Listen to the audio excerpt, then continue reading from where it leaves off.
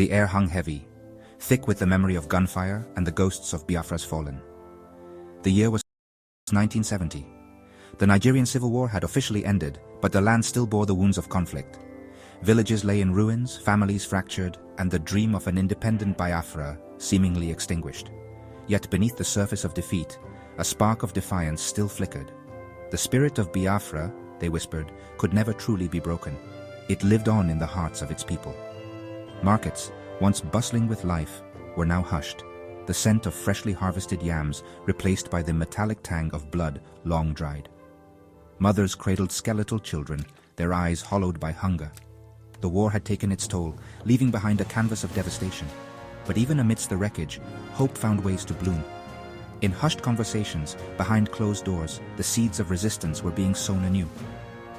The whispers started in the refugee camps, where the displaced clung to life and to the embers of their dreams.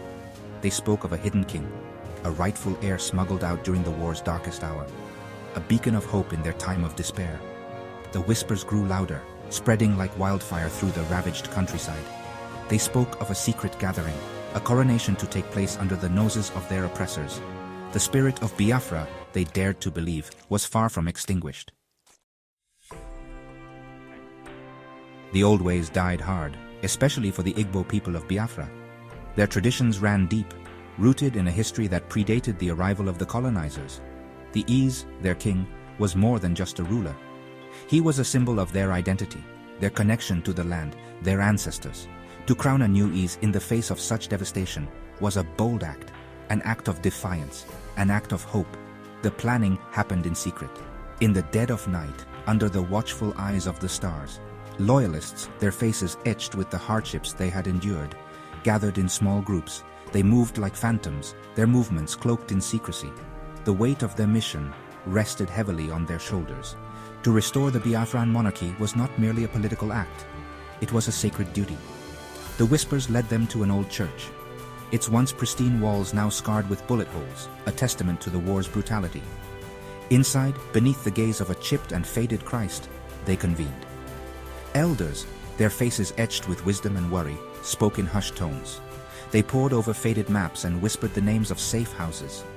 Each movement was calculated, every word a dangerous prayer.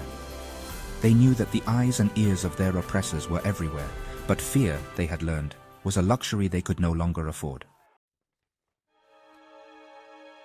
Miles away, in the cool, sterile confines of Whitehall, the whispers of Biafran defiance did not go unnoticed. The British government, ever vigilant in its pursuit of maintaining order within its former colonies, took a keen interest. The specter of a resurgent Biafra, however symbolic, was a threat to the fragile peace they had brokered, and they would not stand idly by and watch it rise again. The order came down from the highest levels, neutralized the threat. Discreetly, of course. The last thing they needed was another international incident. Their tool of choice? Information. They dispatched their best agents to the region.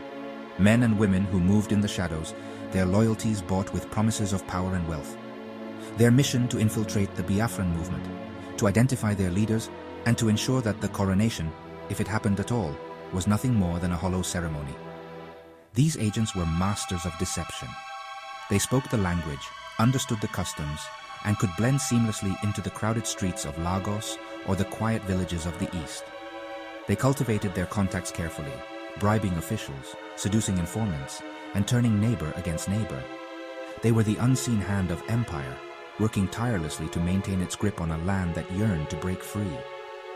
Theirs was a dirty war, fought in the shadows, fueled by whispers and half-truths, and they were determined to win it, no matter the cost. I can't ignore the truth any longer. My duty to my country can't overshadow the reality here. Elizabeth wrestles with her conscience, torn between loyalty and the harrowing truth she uncovers. If I don't report what I've seen, how can I live with myself? The world needs to know. Her resolve strengthens as she realizes the weight of her responsibility, both as a journalist and a human being. This is bigger than politics. It's about humanity. I have to do what's right. With a heavy heart but a clear mind, Elizabeth prepares to take a stand, knowing the risks, but determined to reveal the truth. We must be careful. If anyone finds out, it could mean the end for both of us. You don't understand the stakes here. This isn't just about us anymore. In the shadows of secrecy, Elizabeth and the British spy grapple with their forbidden connection, aware that discovery could shatter everything they hold dear.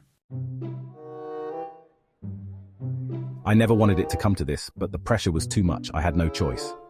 The Loyalists' betrayal sends shockwaves through the movement, revealing the cracks in their unity and the heavy burden of loyalty under duress. Through trials and tribulations, the spirit of Biafra remains unbroken. We must remember who we are. The elder statesman's words resonate deeply, a reminder that even in the face of adversity, the essence of Biafra endures. Despite the betrayals and the challenges, hope persists. The journey is far from over, and the promise of a brighter future still glimmers on the horizon.